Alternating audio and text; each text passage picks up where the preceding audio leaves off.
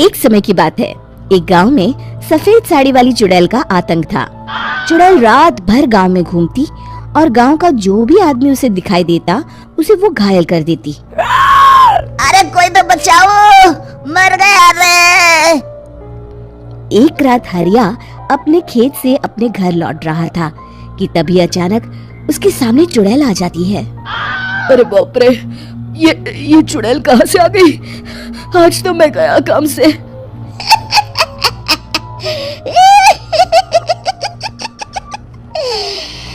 आज मुझे मेरा शिकार मिल गया। अरे चुड़ैल दीदी, मुझे छोड़ दो। जैसे ही चुड़ैल हरिया की तरफ बढ़ती है, हरिया वहाँ से भाग जाता है और अपने घर के दरवाजे पे पहुँचता है। अरे भगवान, जल्दी से दरवाजा खोलो, मेरे पीछे चुड़ैल पड़ी है। हरिया की पत्नी जल्दी से दरवाजा खोल देती है। अरे आप इतना हाफ क्यों रहे हैं? अरे मेरे पीछे चुड़ैल पड़ी है, आज तो मैं बाल बाल बच गया। जल्दी से सभी दरवाजे और सभी खिड़कियों को बंद करके बत्ती बुझा दो। तभी चुड़ैल हरिया के घर के पास पहुंच जाती है। अरे वो आदमी कहाँ गायब हो गया? मैं भी देखती हूँ आखिर कब तक बचेगा। मैं अपने शिकार को इतनी आसानी से नहीं छोड़ती। इतना कहकर चुड़ैल वहाँ से चली जाती है। वहीं दूसरी तरफ हरिया और उसकी पत्नी दोनों अपने घर की खिड़की से ये सब देख रहे होते हैं। अरे बाप रे, ये तो बड़ी डरावनी चुड़ैल थी। अगले दिन ये बात आग की तरह पूरे गांव में फैल जाती है और धीरे धीरे लोग चुड़ैल के डर के मारे शाम होते ही अपने घरों से बाहर निकलना बंद कर देते हैं। कुछ दिनों के बाद भाई, मैंने तो इस चुड़ैल के डर के मारे रात को अपने खेतों को पानी देना बंद कर दिया है। कहीं मेरी फसल सूख गई तो मैं तो कहीं का नहीं रहूंगा। साहूकार का कर्जा कैसे चुकाऊंगा? अरे भाई, पूरे गांव वालों का यही हाल है। पता नहीं ये चुड़ैल हमारे गांव में कहां से आ गई। फिर एक दिन गांव के पास वाली नदी के किनारे एक बहुत बड़े तांत्रिक के आने की बात कुछ गांव वालों को पता चलती है। वो लोग जाके ये बात गांव के मुखिया को बताते हैं। मुखिया जी, नदी के किनारे एक बहुत ही पहुंचे हुए तांत्रिक बाबा आए हैं। हमें उनसे मदद मांगनी चाहिए। मैंने सुना है वो बड़े बड़े भूतों और चुड़ैलों को अपने वश में कर लेते हैं। मुखिया जी सभी गांव वालों को लेकर उस तांत्रिक के पास पहुंच जाते हैं। ओम फट स्वाहा, ओम फट स्वाहा। तभी तांत्रिक अपनी बंद आंखों को खोलकर कहता है, क्या बात है? तुम सब लोग यहाँ क्यों आए हो? मुखिया जी उस तांत्रिक को सारी बात बता देते हैं। अच्छा, तो ये बात है। और तांत्रिक अपनी आंखों को बंद कर लेता है। मैं देख रहा हूँ तुम्हारे पूर्वजों ने बहुत पाप किए थे, जिससे ये गांव अब श्रापित हो चुका है। उसी के फल स्वरूप तुम्हारे गांव में चुड़ैल आई है। ये चुड़ैल बहुत खतरनाक है, ये किसी को नहीं छोड़ेगी। हे भगवान, मर गए रे, अब क्या होगा? तभी गांव के मुखिया जी कहते हैं, बाबा, इस चुड़ैल से हम सबको बचा लीजिए। कोई तो उपाय होगा।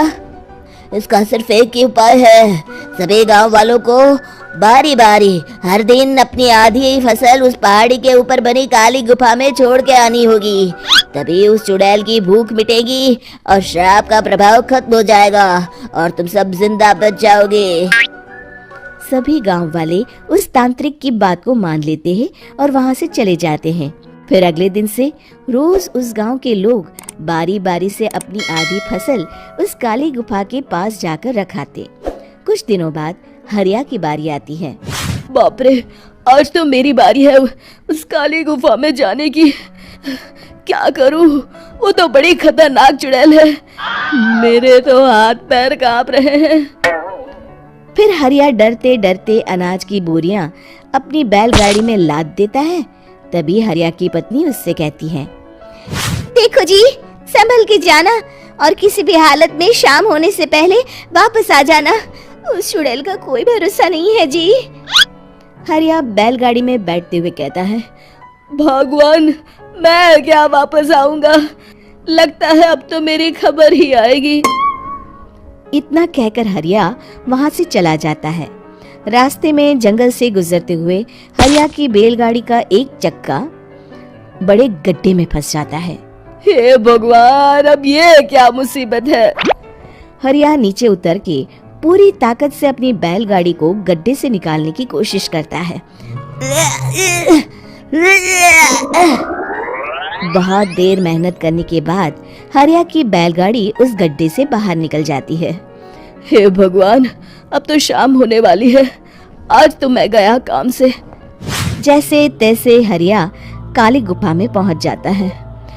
अरे मर गया रे, यहाँ तो चारों तरफ डरावना माहौल है। मैंने यहाँ आने में बहुत देर कर दी, कहीं चुड़ैल नाराज ना हो जाए। हरिया अनाज की बोरियां वहां रख के जैसे ही जाने लगता है, तभी उसे किसी के आने की आवाज सुनाई देती है।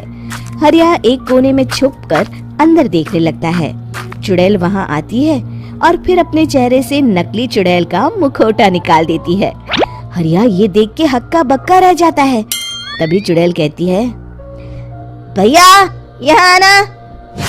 आज तो बहुत अनाज आया है, इसे मिलाकर अब हमारे पास ढेर सारा अनाज जमा हो गया है।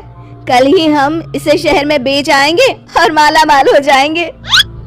तभी अंदर से नदी के किनारे वाला तांत्रिक बाहर आता है। अरे, ये तो तांत्रिक बाबा है।